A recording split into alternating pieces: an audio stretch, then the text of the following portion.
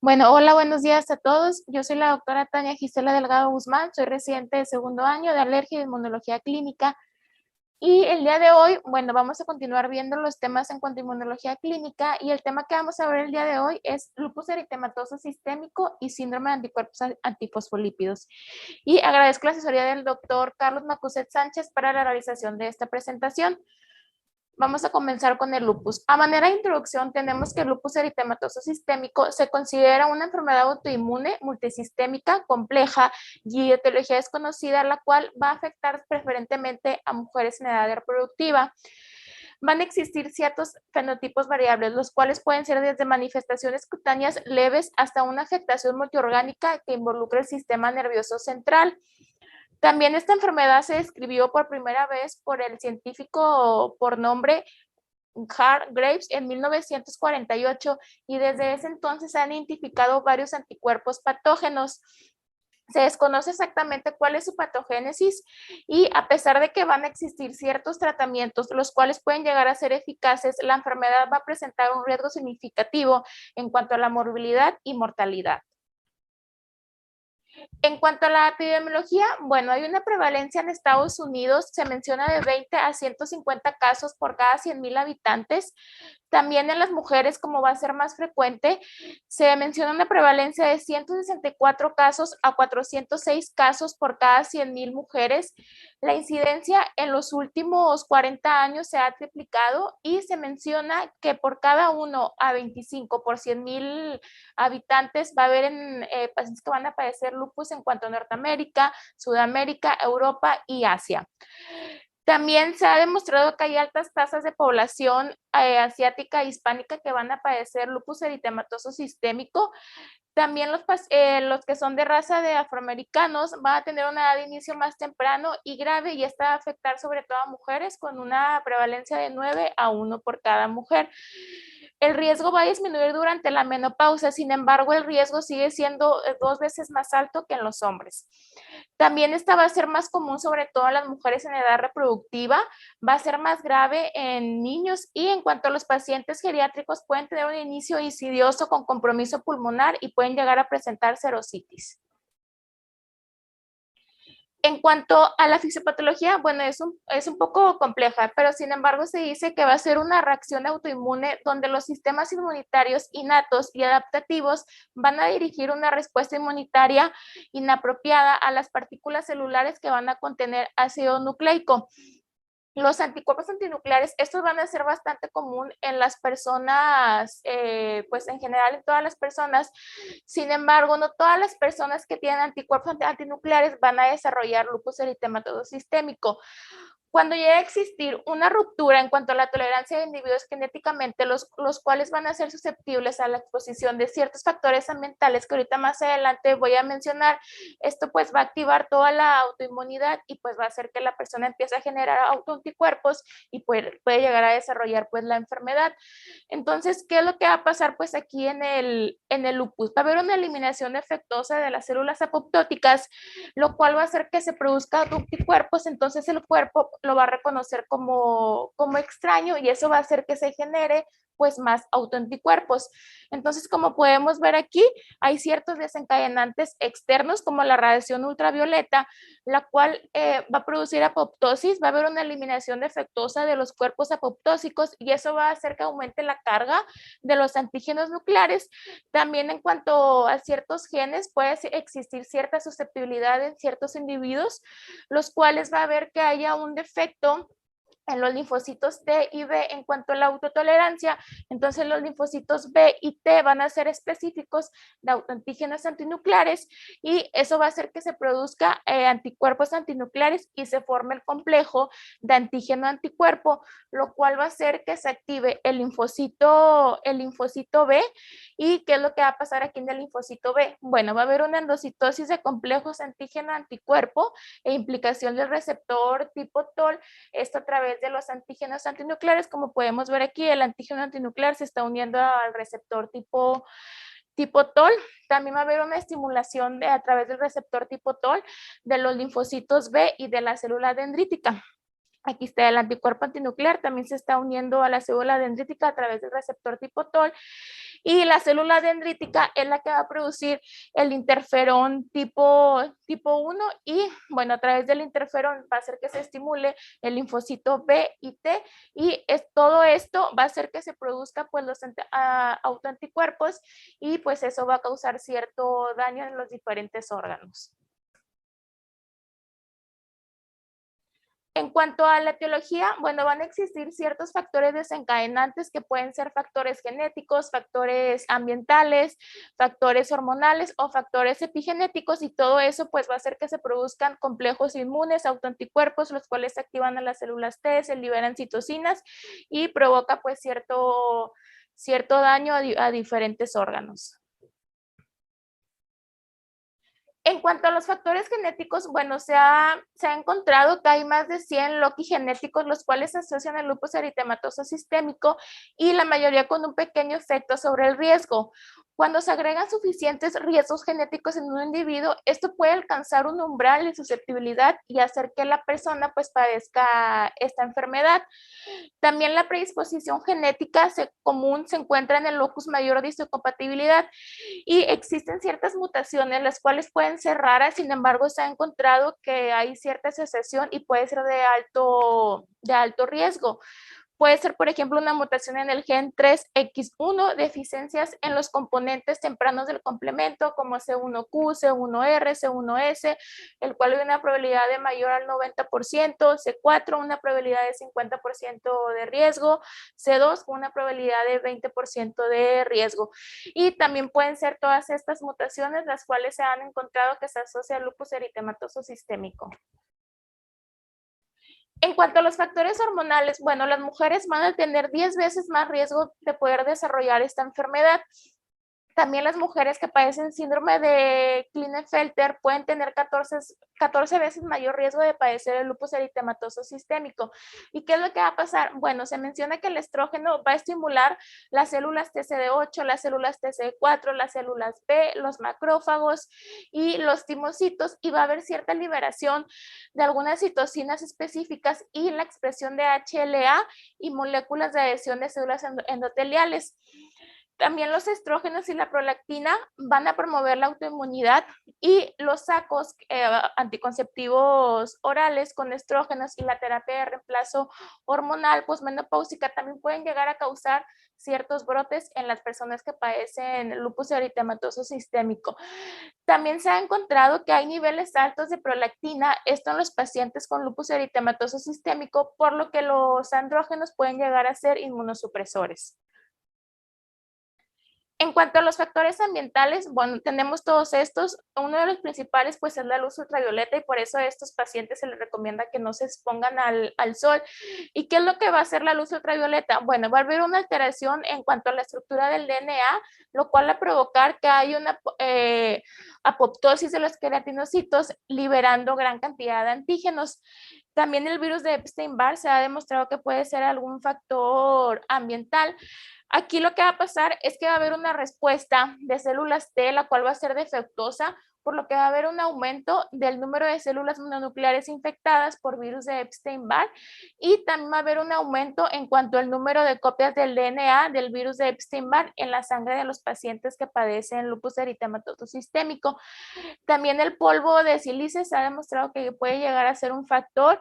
La alergia al medicamento, sobre todo cuando el paciente padece alergia a algún tipo de antibiótico y el tabaquismo.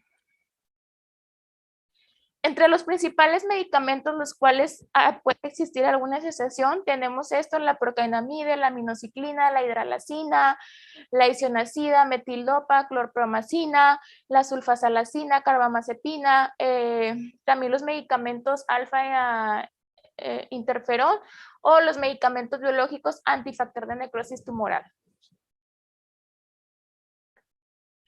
En cuanto a los autoanticuerpos, que esta es una parte muy importante en cuanto al lupus eritematoso sistémico, bueno, se considera que van a ser los mediadores esenciales de la patología en el lupus eritematoso sistémico. Esto en particular porque llegan a formar complejos inmunitarios, los cuales van a provocar que exista cierto daño tisular y también la producción de los autoanticuerpos, bueno, se va a dar porque va a haber una activación policlonal de las células B o una estimulación inmune, la cual va a estar dirigida por autoantígenos, y prácticamente todos los pacientes que tienen lupus eritematoso sistémico van a ser positivos para los ANA u otros anticuerpos, los cuales van a ser característicos de esta enfermedad.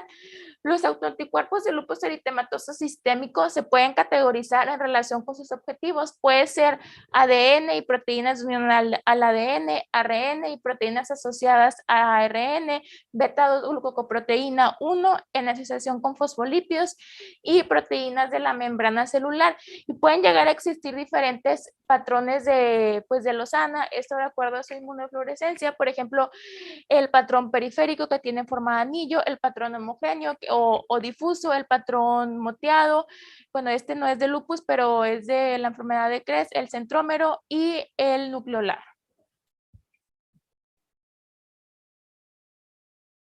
Bueno, la mayoría de los pacientes que tienen esta enfermedad y que van a tener una progresión de la enfermedad y también que van a desarrollar cierto daño tisular, va a haber un cambio en cuanto al perfil de IgM policlonal predominante hacia IgG. Los anticuerpos IgG con cambio de clase pueden acceder mejor a los espacios extravasculares que los anticuerpos IgM.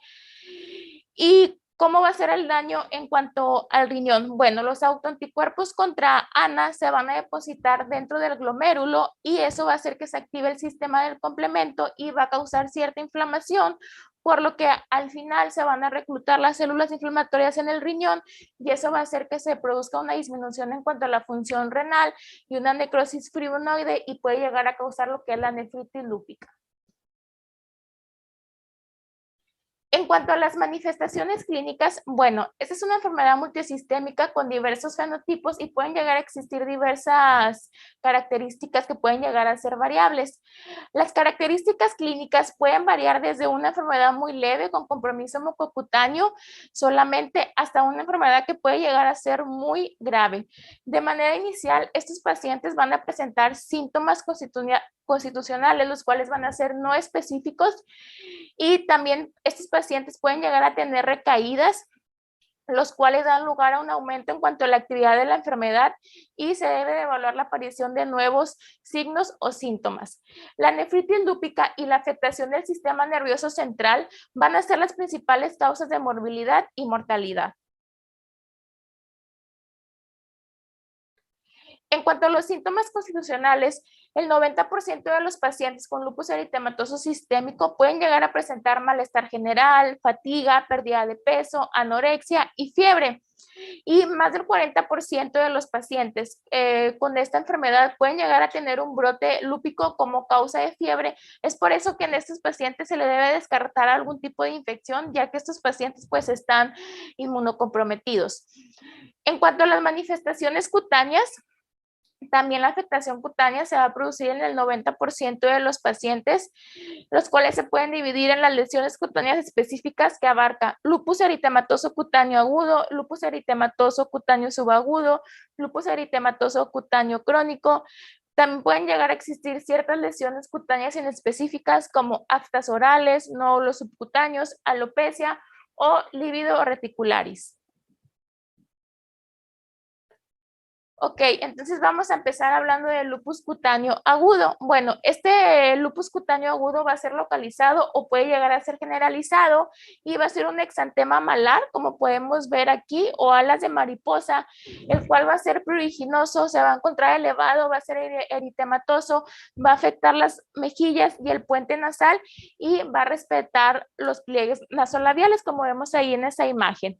Este va a tener un inicio agudo o puede llegar a durar varias semanas y también puede llegar a haber induración y descamación. En cuanto al lupus eritematoso cutáneo subagudo, bueno, se considera que es una erupción fotosensible, la cual va a ser generalizada, no va a dejar ningún tipo de cicatriz, esta no va a estar indurada, También se puede llegar a presentar pápulas escamosas, lo cual se puede llegar a confundir también con la psoriasis o una lesión anular poliquística con aclaramiento central y descamación periférica. Las lesiones pueden llegar a durar varios meses y estas van a sanar sin dejar cicatrices. Y una característica importante de los pacientes que van a presentar lupus eritematoso cutáneo agudo es que el anticuerpo RHO va a estar positivo en el 90% de los casos.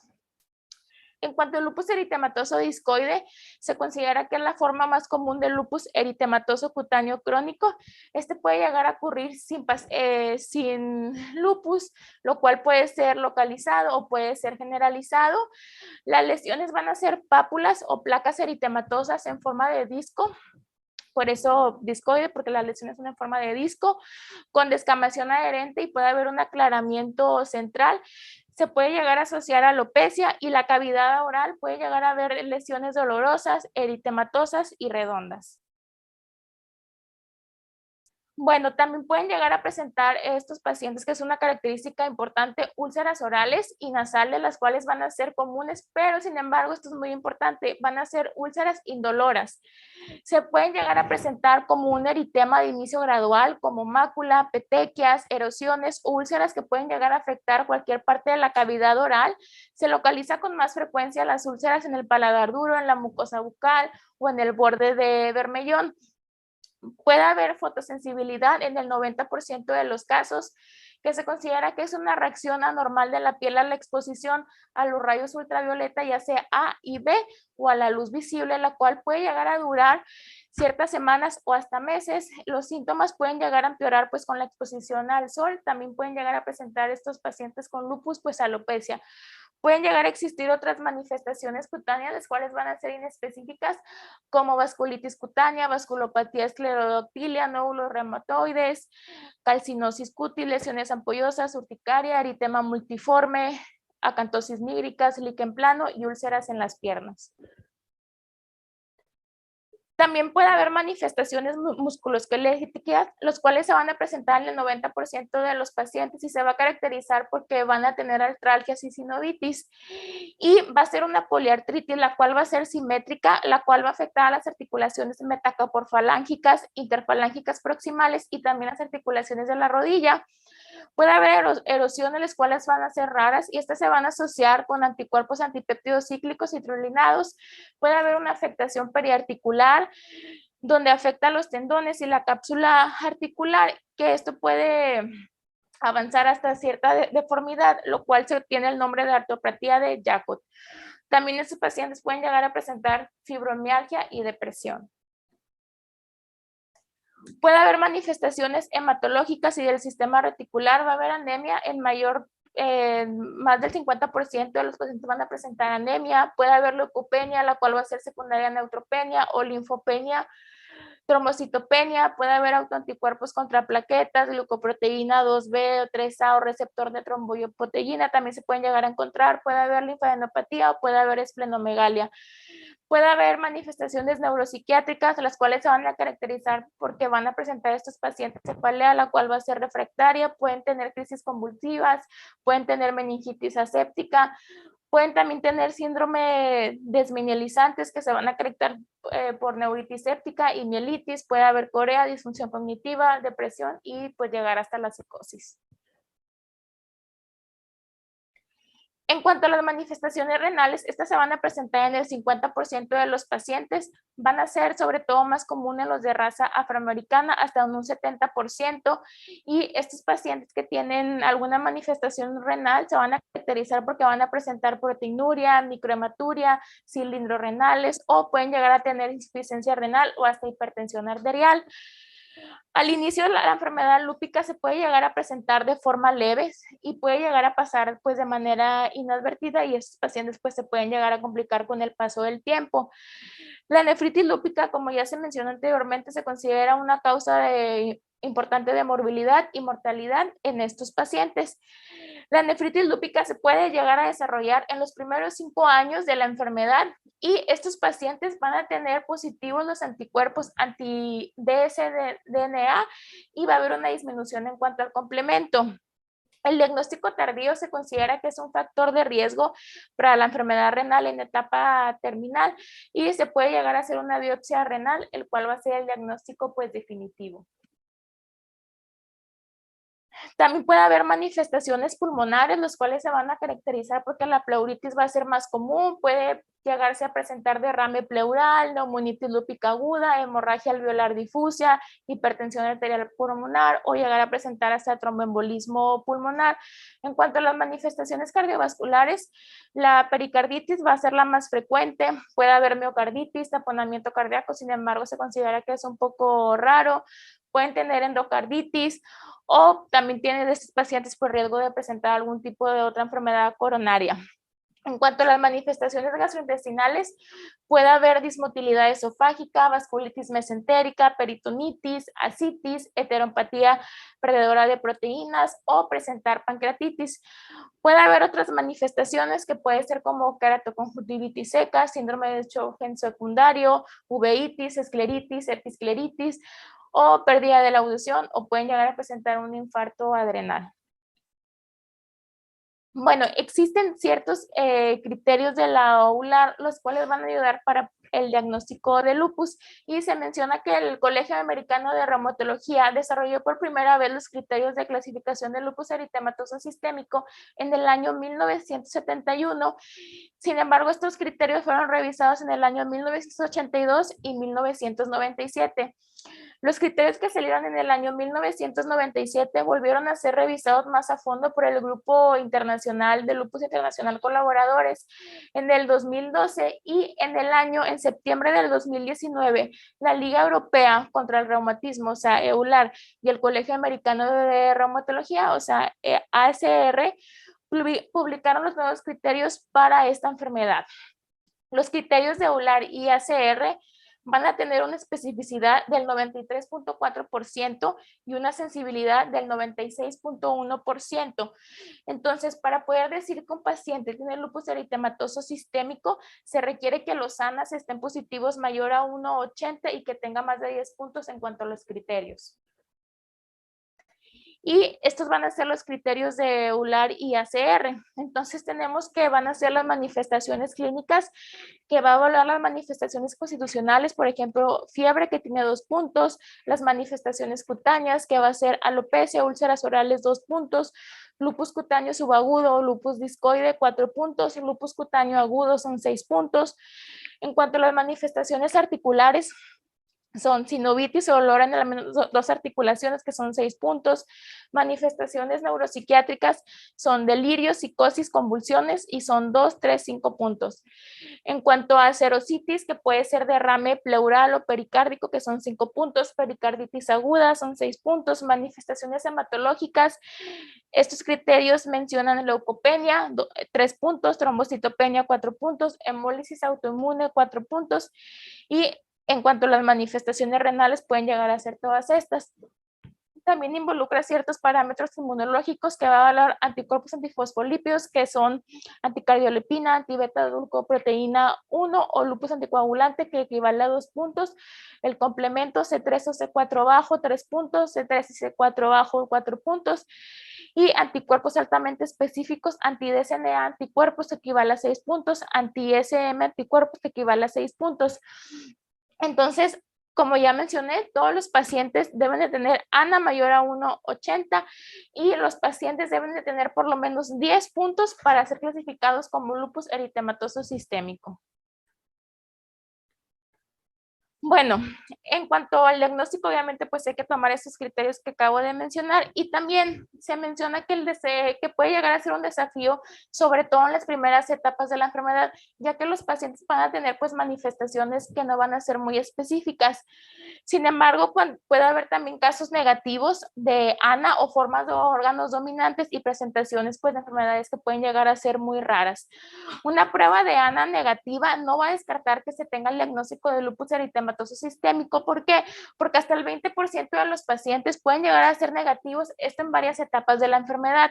¿Y qué es lo que se puede hacer? Bueno, se puede llegar a repetir el anticuerpo antinuclear, También puede ser que las pruebas frecuentes de serología en pacientes con enfermedad inactiva o mejora constante, o se puede llegar a omitir el análisis de orina del control de laboratorio de rutina. Pueden llegar también a ser difícil de que se pueden llegar a presentar los ANA positivos porque puede haber ciertos diagnósticos diferenciales como las infecciones virales o parasitarias o algún tipo de neoplasia linfoide. En la biometría hemática se va a encontrar leucopenia, anemia leve o trombocitopenia. La creatinina sérica se va a encontrar elevada. Esto quiere decir que va a haber disfunción renal. Y el examen general de orina puede haber hematuria, piuria, proteinuria o cilindros celulares. En cuanto a la electroforesis de proteínas séricas, pueden llegar a demostrar una hipogamaglobulinemia que sugiere un proceso inflamatorio sistémico, y también se puede llegar a hacer una aspiración de líquido sinovial donde se va a encontrar líquido inflamatorio. En cuanto a las radiografías de articulaciones, pueden llegar a mostrar osteopenia, deformidades o algún tipo de subluxación periarticulares. En cuanto al complemento C3 y C4, se va a encontrar bajo, lo cual se puede llegar a correlacionar con la enfermedad. Y en cuanto a los BCG y PCR, pues se van a encontrar altos. Bueno, los anticuerpos antinucleares se considera que va a ser la prueba inicial, y el ensayo de inmunofluorescencia es la prueba estándar de oro para los ANA. Se pueden llegar a encontrar un ANA positivo en más del 97% de los casos del lupus eritematoso sistémico. Sin embargo, también se puede llegar a ver en otros trastornos, o también se puede encontrar en la gente que está completamente sana. La negatividad puede llegar a ser rara, entonces aquí en estos pacientes que están negativos, pues se debe de corroborar con una inmunofluorescencia indirecta y siempre valorar el anticuerpo anti-RO. Cuando un ANA está positivo, hay que realizar pruebas para autoanticuerpos más específicos, y se considera que el ANA de patrón moteado, va a ser menos patológico y rara vez pueden llegar a desarrollar enfermedades autoinmunes sistémicas.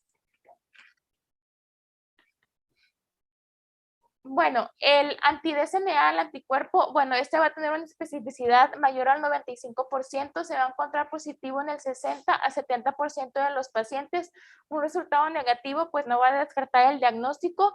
También se puede llegar a estar positivo en los pacientes que tienen lupus inducido por fármacos, como los agentes antifactor de necrosis tumoral o interferón alfa. También se correlaciona con la enfermedad y el desarrollo de nefritis lúpica. En cuanto al anticuerpo anti-RO y anti-LA, estos van a estar dirigidos a proteínas de ribonucleoproteína y se encuentra positivo en el 50% de los pacientes y 20% de los pacientes de manera respectiva. Puede estar en el 90% positivo en los pacientes que padecen síndrome de Sjögren, y también se va a asociar con lupus eritematoso que tienen síndrome de Sjögren secundario, keratoconjuntivitis seca, o que tienen lupus cutáneo subagudo, fotosensibilidad o lupus neonatal. El anticuerpo anti-SMID es el que es más específico, en un mayor a 99%. Eso es súper importante. Este es el más específico anti-SMID, no es el anti-DSNA.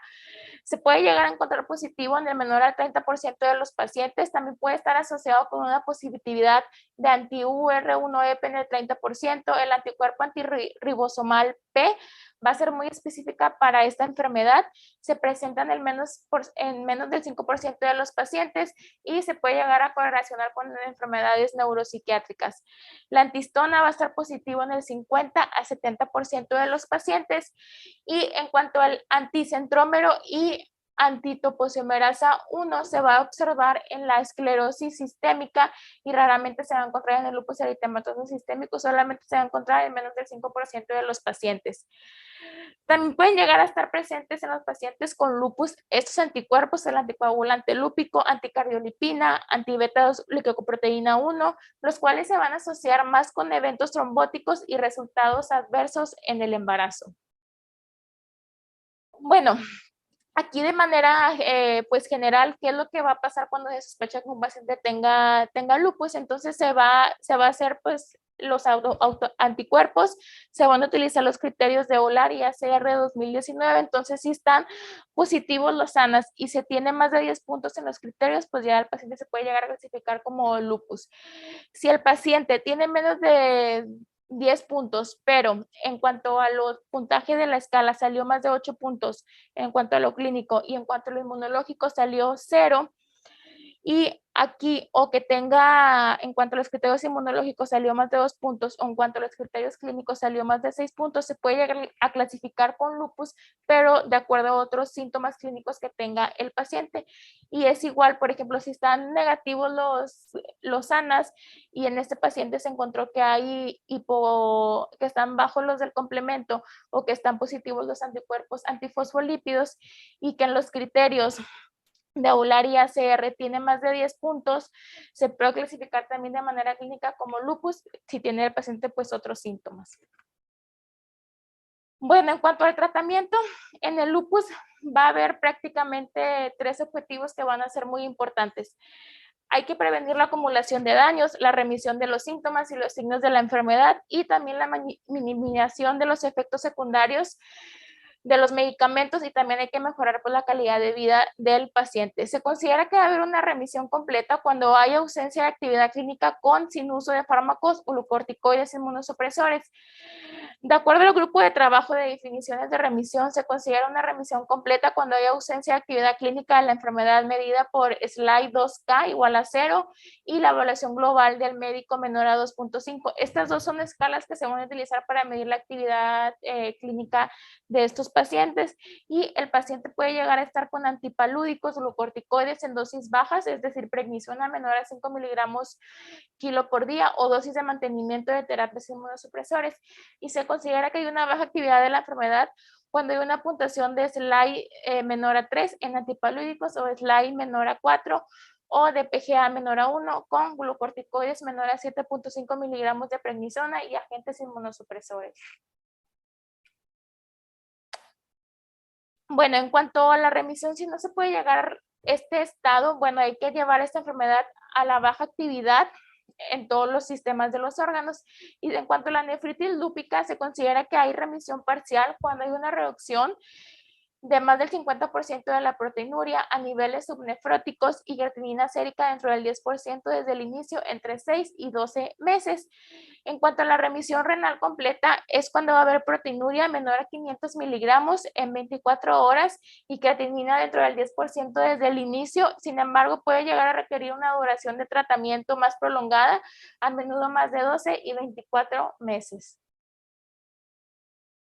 Bueno, estos pacientes también pueden llegar a presentar brotes durante la enfermedad y se dice que un brote es un aumento medible en la actividad de la enfermedad que generalmente pues va a conducir a que haya un cambio de tratamiento.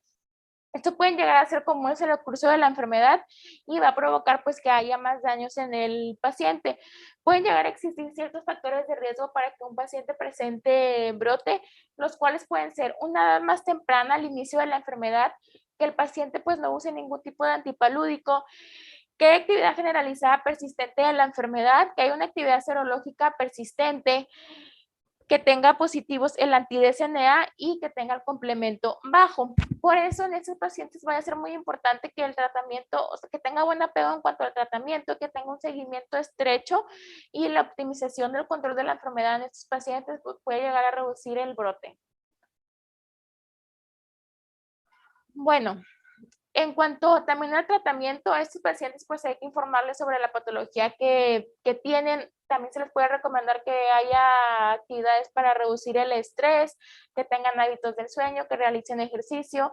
También pueden llegar a tener apoyo emocional, que se expongan, que no se expongan al sol, que tienen que usar protector solar y también dieta rica en vitamina D. Y se va a caracterizar porque se va a basar el tratamiento en cuanto a antimaláricos, glucorticoides, antiinflamatorios, inmunosupresores y biológicos.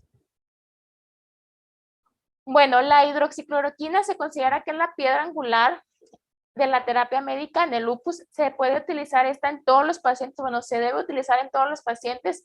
Este va a aumentar la supervivencia en los pacientes con lupus, también va a llegar a reducir los brotes, va a prevenir el daño a los órganos y también los eventos cardiovasculares.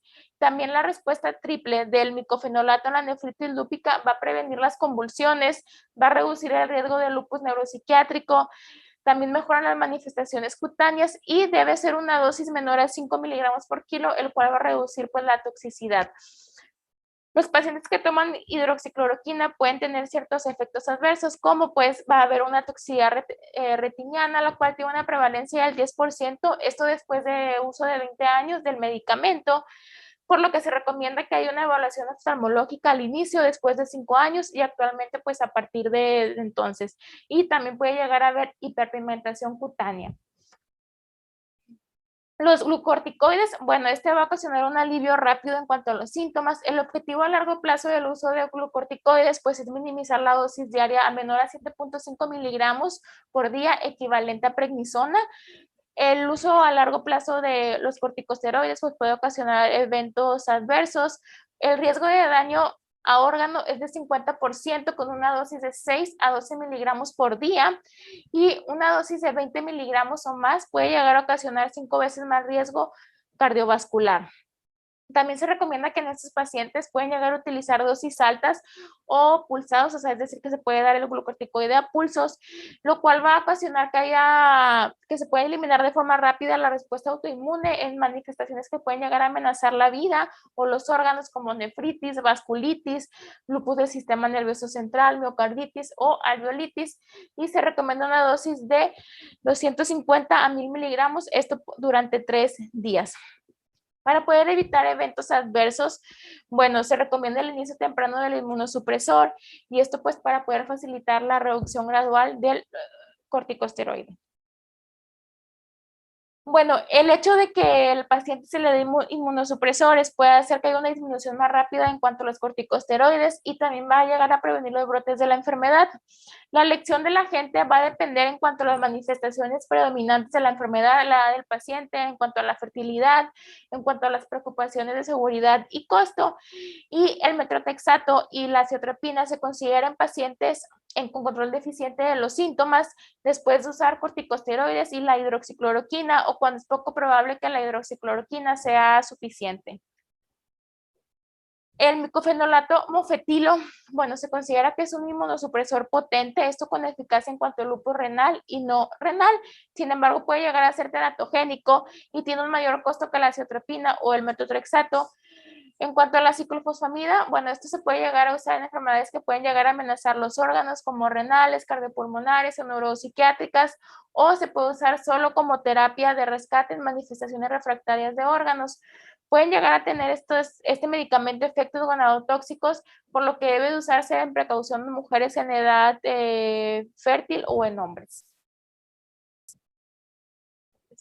En cuanto a los agentes biológicos, bueno, puede ser el belimumab, el cual se va a utilizar cuando hay una enfermedad extrarrenal con control inadecuado, o cuando hay cierta incapacidad para reducir la dosis diaria de corticosteroides a niveles aceptables, es decir, menor a 7.5 miligramos por día, o cuando hay una alta actividad de la enfermedad, o sea, esto quiere decir que hay incapacidad para reducir los brotes, la dosis diaria de corticosteroides a niveles aceptables, o sea, es decir, 7.5 miligramos por día.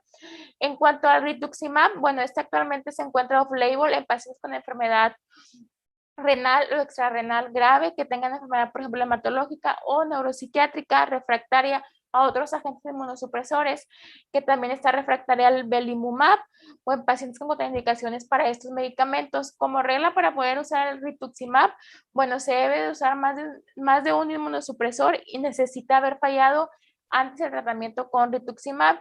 La nefritis lúpica también se puede llegar a utilizar cuando el tratamiento es refractario. Bueno, y aquí un esquema pues de manera general en cuanto al tratamiento de lupus. Si es un lupus leve de primera línea, pues hay que usar hidroxicloroquina y corticosteroides. Si es refractario, se puede usar hidroxicloroquina, corticosteroide, metrotexate o aciatropina. Cuando es moderado de primera línea, se pueden llegar a usar todos estos medicamentos, y cuando es refractario pues ya se puede agregar el biológico. Cuando es severo se agrega hidroxicloroquina, corticosteroide, micofenato de micofetilo y ciclofosfamida, y cuando es refractario se puede llegar a usar rituximab. Bueno, la hidroxicloroquina debe ser una dosis no más de mayor a 5 miligramos por peso. Mantenimiento crónico, bueno, como ya se mencionó, debe ser corticosteroide a una dosis menor a 7.5 miligramos por día, y el inicio adecuado pues de los agentes inmunosupresores va a acelerar que haya una disminución e interrupción más rápida de los corticosteroides. En cuanto al pronóstico y las complicaciones, bueno, la morbilidad va a ser significativa y también tiene una alta mortalidad. Las tasas de supervivencia pueden ser del 85% al 90%, esto durante los primeros 10 años. Las principales causas de mortalidad, bueno, va a ser enfermedades cardiovasculares, infecciones, enfermedad renal. En el embarazo puede llegar a ocasionar una pérdida fetal, preeclampsia y la eclampsia, bloqueo cardíaco congénito y lupus neonatal. Y también puede haber complicaciones como aterosclerosis, enfermedad renal de etapa terminal, déficit neurológico, ceguera y alopecia. Y ahora vamos a continuar con el síndrome antifosfolípidos. Bueno, el síndrome antifosfolípido es una enfermedad autoinmune sistémica, la cual se va a caracterizar porque va a haber eventos trombóticos o obstétricos, los cuales van a ocurrir en pacientes con anticuerpos antifosfolípidos persistentes. Y se considera que es la causa adquirida más común de hipercoagulabilidad. Puede existir diferentes tipos de síndrome antifosfolípido. Puede ser el síndrome antifosfolípido trombótico, el cual se caracteriza porque estos van a tener trombosis venosa, arterial o microvascular. Síndrome antifosfolípido catastrófico, donde hay trombosis que va a involucrar múltiples órganos. Síndrome antifosfolípido obstétrico, lo cual se considera que hay una pérdida fetal después de la 10ª semana de gestación, abortos espontáneos, tempranos recurrentes, restricción del crecimiento intrauterino o preeclampsia grave. Bueno, los anticuerpos antifosfolípidos son un grupo heterogéneo de autoanticuerpos, los cuales tienen ciertas especificidades y afinidades de objetivos. Van a reconocer varias combinaciones de fosfolípidos y proteínas de unión a fosfolípidos, y el SAF se acuñó por primera vez a mediados del año 1980. Se determinó que existe cierta asociación en cuanto a los anticuerpos antifosfolípidos con un síndrome de hipercoagulidad, y el SAF también se asocia con otras enfermedades autoinmunes sistémicas como lupus eritematoso sistémico. Sin embargo, de forma común va a ocurrir sin otras manifestaciones autoinmunes. O sea, esto quiere decir síndrome antifosfolípido primario. En cuanto a la fisiopatología, bueno, los cuerpos antifosfolípidos van a ser producidos por las células B. Posteriormente, esos anticuerpos antifosfolípidos, mediante las uniones de superficies aniónicas, va a estar la beta-2-glucoproteína 1, la cual esta va a ser cerrada y después se va a convertir en una abierta, y esta, aquí en la beta-2-glucoproteína P1 se va a unir el anticuerpo antifosfolípido, el cual que ya está unido va a hacer que se active la célula endotelial. Posteriormente va a haber una activación de las células inflamatorias como neutrófilos, monocitos, y también puede suceder la netosis, y posteriormente va a haber una actividad de coagulación, donde va a haber un aumento de la síntesis de factor tisular y tombroxano A2, y posteriormente va a haber una interferencia en cuanto a los trofobastos y las células residuales. Y la activación de neutrófilos, expresión del factor tisular y liberación de netosis e interleucina 8, bueno, va a jugar un papel en cuanto a la trombosis. También puede haber ciertos efectos proinflamatorios y ciertos cambios protrombóticos, los cuales los principales pues van a ser estos. Por ejemplo, va a haber un aumento en cuanto al complemento, va a haber un aumento en cuanto al factor tisular, un aumento en cuanto a S-lectina, va a haber un aumento en cuanto al factor de crecimiento endotelial, va a haber una disminución en cuanto a la proteína C, y todo esto pues va a ocasionar que sucede inflamación, una vasculopatía, una trombosis y las complicaciones durante el embarazo, y la interrupción de la función endotelial y trofoblástica mediada por el complemento. Estas se explican en parte en las complicaciones durante el embarazo y la microtrombosis asociada con los anticuerpos antifosfolípidos. Y se considera que la trombosis placentaria y las interacciones de anticuerpos antifosfolípidos con las células residuales también puede llegar a contribuir a las complicaciones durante el embarazo. Bueno, en cuanto a la epidemiología, van a existir títulos bajos de anticardiolipina hasta en un 10% de los individuos sanos. También una prevalencia de una prueba de anticuerpos antifosfolípidos positiva, esta puede llegar a aumentar con la edad. Los títulos altos y la positividad persistente van a ser raros, sobre todo en individuos sanos. Esto va a ser en menos del 1%. Y los pacientes que tengan lupus eritematoso sistémico tienen un alto riesgo de tener una prueba de APL positiva y relación clínica con los anticuerpos antifosfolípidos. Y del 50 al 70% de los pacientes con lupus con APL positivo pueden llegar a progresar a SAF. En cuanto a la epidemiología, bueno, realmente se desconoce cuál es la verdadera prevalencia de esto por falta de estudios en cuanto a la población. Sin embargo, se menciona que puede haber 280,000 casos de SAP por año, esto en Estados Unidos, 6% de morbilidad en el embarazo, 13.5% en cuanto a accidente cerebrovascular, 11% en infarto del miocardio, 9.5% en trombosis venosa profunda, y el 20-30% de los pacientes con lupus eritematoso sistémico van a tener perfiles persistentes de anticuerpos antifosfolípidos de riesgo moderado o alto, los cuales se van a asociar con un mayor riesgo de secuelas clínicas. En cuanto a la etiología, bueno, puede haber un síndrome antifosfolípido primario donde no hay ninguna evidencia de una enfermedad autoinmune, y síndrome antifosfolípido secundario, donde se puede llegar a presentar el 40% de pacientes que tengan lupus eritematoso sistémico. Pueden llegar a existir ciertos factores de riesgo genéticos como mutaciones del factor de coagulación, o también se puede asociar con estas mutaciones en cuanto a HLA-DR7, C4, HLA-DQ-W53, HLA-DR4, HLA-DR5-W53, y también se puede asociar con ciertas infecciones como Borrelia, Burgdorferi, treponema, VIH y leptospira, y también con ciertos medicamentos como clorpromazina, la procainamida, la quinidina y la fenitoína.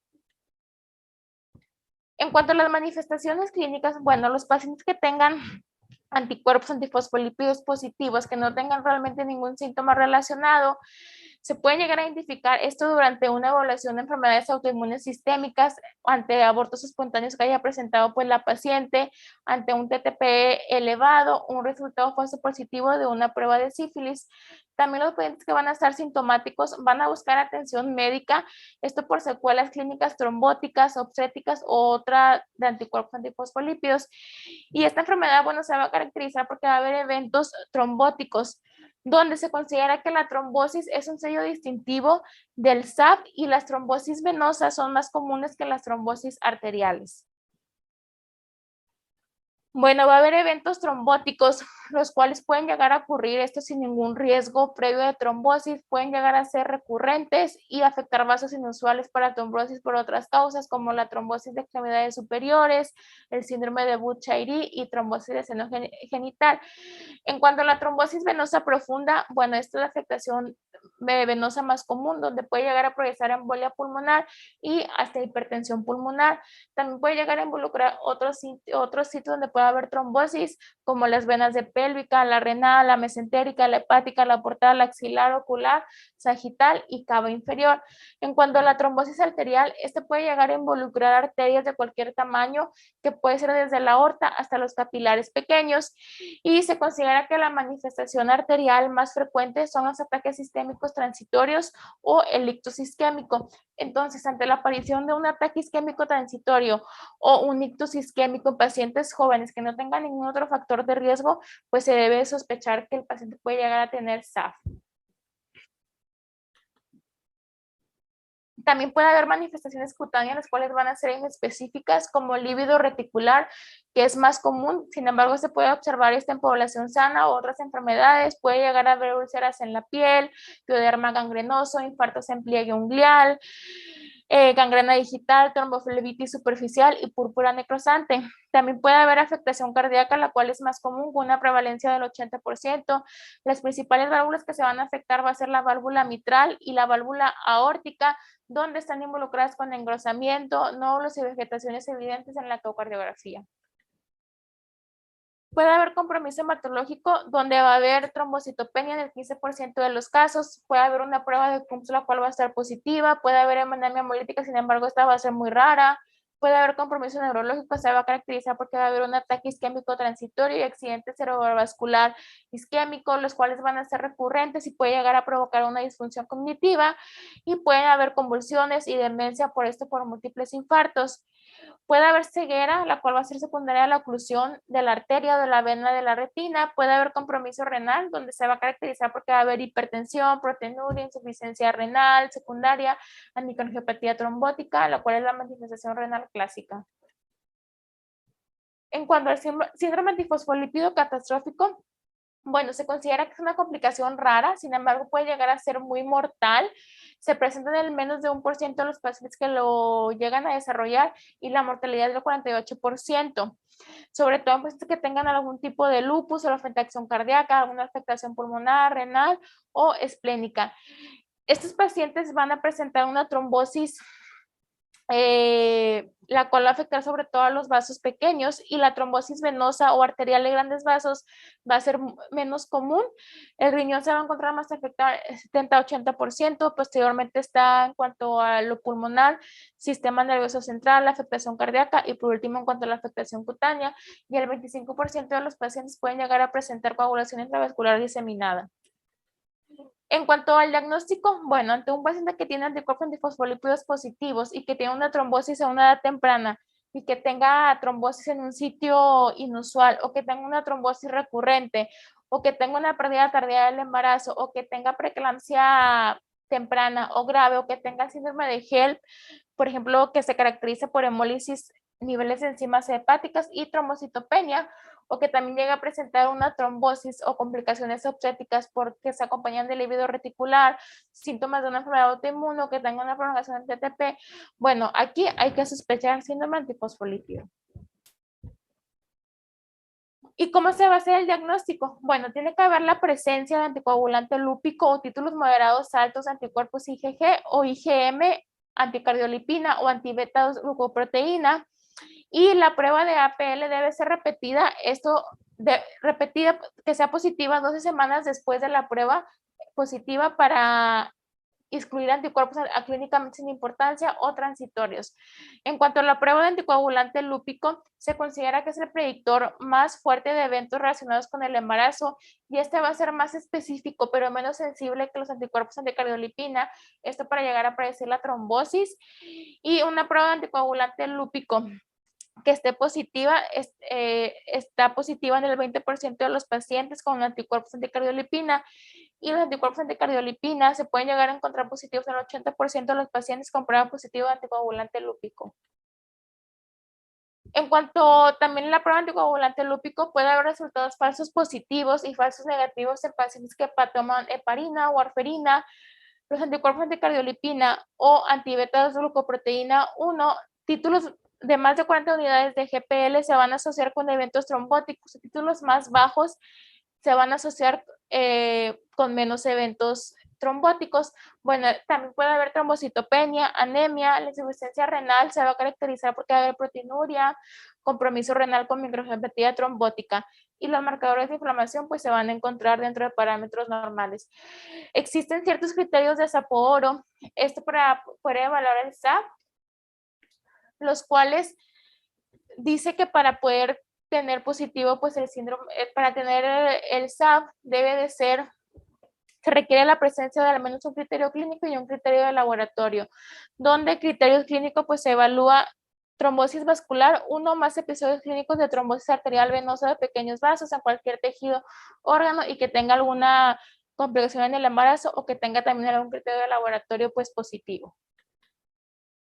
En cuanto al tratamiento, bueno, el primer paso en estos pacientes que tienen anticuerpos antifosfolípidos positivos en ausencia de trombosis, pues es certificar el riesgo, y esto de acuerdo a la del paciente, también en cuanto al perfil de anticuerpos antifosfolípidos, los factores de riesgo concomitantes como trombosis y otras enfermedades autoinmunes sistémicas, y el perfil de anticuerpos antifosfolípidos de riesgo moderado o alto se debe justificar el uso, se debe evitar suplementos de estrógeno y profilaxis preparatoria con aspirina, esto para evitar pues la trombosis. En cuanto a la prevención primaria, bueno, cuando hay bajo riesgo de trombosis en la población general, el riesgo absoluto de una primera trombosis en pacientes con APLL positivo que no tienen realmente ningún otro factor de riesgo es menos del 1% por año. Los eventos trombóticos arteriales y venosos en pacientes con anticuerpos de fosfolípidos positivos a menudo pues van a ser multicausales. En cuanto al tratamiento, bueno, se debe estratificar el riesgo, los cuales se evalúa aquí título medio alto de APLV. Esto quiere decir que hay más de 40 unidades de fosfolípidos de IgG o mayor a 40 unidades de fosfolípidos IgM. Perfil de APLL de alto riesgo se considera la presencia en 2 o más ocasiones con el número de semanas de diferencia de anticoagulante lúpico o de doble combinación de anticoagulante lúpico, anticuerpos anticardiolipina o anticuerpos anti-beta 2, glucoproteína 1 o triple. Y un perfil de APLL de bajo riesgo se considera cuando hay anticuerpos ACL o antibeta 2 glucoproteína aislados a títulos medios bajos, especialmente si son positivos. Bueno, en cuanto al tratamiento, en cuanto a la prevención primaria, se considera que en portadores asintomáticas de APL, con un perfil de APL de alto riesgo con los factores de riesgo tradicionales, se recomienda tratamiento profiláctico con dosis bajas de aspirina. Esto quiere decir a dosis de 75 a 100 miligramos diarios. También en portadoras asintomáticas de APL con un perfil de APLL de alto riesgo con los factores de riesgo tradicionales, también se debe dar tratamiento profiláctico con aspirina. Y cuando hay un perfil bajo de APL, se puede considerar el tratamiento profiláctico con dosis bajas de aspirina. Y en mujeres no embarazadas con antecedentes de estatus ciático, únicamente se recomienda el tratamiento profiláctico en dosis bajas de aspirina después de una adecuada evaluación de riesgo-beneficio. En cuanto a la prevención secundaria de trombosis venosa, bueno, estos pacientes que van a tener alguna trombosis venosa se recomienda que se les administre heparina no fraccionada de bajo peso molecular. Esto se lleva con una terapia anticoagulante a largo plazo con un antagonista de vitamina K como la warfarina y se debe mantener un INR entre 2 y 3. La terapia con warfarina se asoció con menos eventos trombóticos y en pacientes que tengan primera trombosis venosa no provocada, la anticoagulación debe continuarse durante a largo plazo. Sin embargo, porque la interrupción se va a asociar a trombosis recurrente. Las personas que estén embarazadas o que queden embarazadas van a ser tratadas con heparina pues de bajo peso molecular. Y también se puede llegar a utilizar en cuanto a la trombosis arterial, bueno, warfarina o otro antagonista de vitamina K, esto para trombosis fuera de la vasculatura cerebral, aspirina o warfarina, esto para pacientes mayores con accidente cerebrovascular y una sola prueba que muestra el título de cardiolipina. La terapia antitrombótica dual se va a usar en pacientes con factores de riesgo como enfermedad cardiovascular y pacientes que en los con solo agente antitrombótico no logra prevenir la recurrencia. Bueno, en cuanto al síndrome antifosfolípido catastrófico, bueno, aquí se recomienda una terapia triple de heparina intravenosa, pulsos de metilprednisolona intravenosa y plasmaferilis o inmunoglobulina intravenosa. Esto va a mejorar la mortalidad en el 50 a 37% y un gran porcentaje de pacientes con síndrome antifosfolípido catastrófico no va a responder a la terapia triple.